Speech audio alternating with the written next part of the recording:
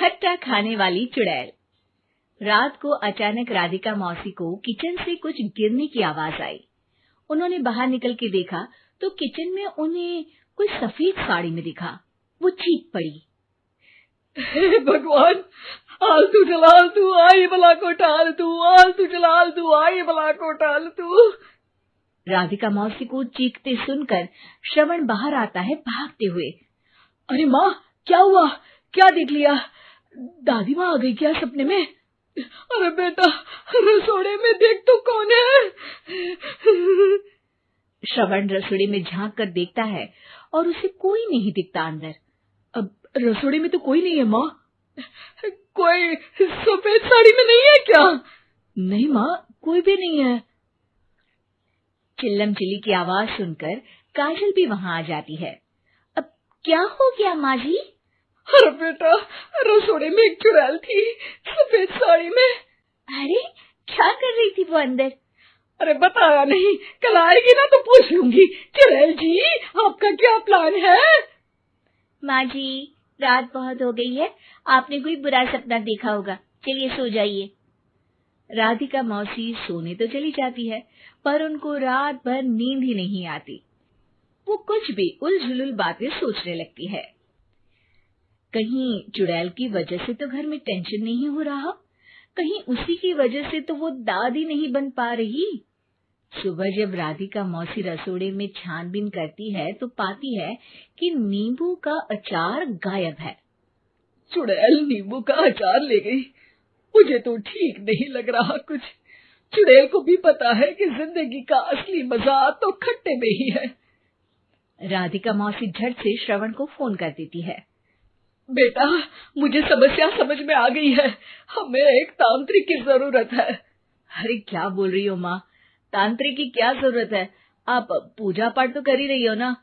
आलतू जलालतू मंत्र सारे फालतू जैसे कुछ मंत्र पढ़ो, चली जाएगी अपने आप चुड़ैल। अरे नहीं बेटा, कभी चुड़ैल को कम नहीं समझते। अरे तुझे पता भी नहीं चलेगा कि कभी वो छल करके काजल की जगह घर की बहू खुद बन जाएगी। क्या माँ, कुछ भी बोल रही हो? कहाँ काजल और कहाँ चुड़ैल। वैसे एक बात बताओ, काजल को अगर गाने के लिए बोल देना तो चुड़ैल काजल की आवाज सुनकर घर तो क्या धरती लोग छोड़कर चली जाएगी। तुम ना पढ़े लिखे बच्चे हर चीज को मजाक समझते हो। तुम रहने दो, मैं खुद ही तांत्रिक को बुला लेती हूँ। अच्छा सुन, शाम को इमली लेके आना। क्या है कि चटनी खाए बहुत दिन हो गए है ना। नहीं माँ, इमली तांत्रिक से ही मंगवा लो ना, आटा वगैरह भी उसी से पिसवा लेना। देखो मुझे काम करना है। श्रवण रात को कई तरह की सब्जियों के साथ माँ के कहने पे चटनी के लिए इमली भी ले आया था, लेकिन राधिका मौसी के दिमाग में अलग ही फिल्म चल रही थी। उन्हें अब सिर्फ शक ही नहीं यकीन होने लगा था कि शायद चुड़ैल ने श्रवण पर अपना जाल बिछा दिया था, जिस वजह से श्रवण उनकी बात ही नहीं मान रहा था। पर कोई नहीं, आने वाली रात में राधिका मौसी खुद तैयार हो गई चुड़ैल को पकड़ने के लिए।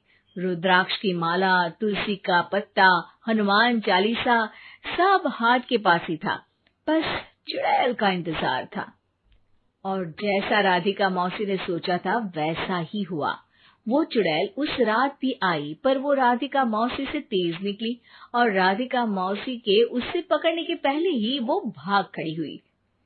जरूर बहू पे साया है उस चुड़ैल का, तभी तो श्रवण के कमरे में गई है। और अगली सुबह राधिका मौसी पिछली रात हुए हमले में किन चीजों का नुकसान हुआ उसका हिसाब लगा रही थी।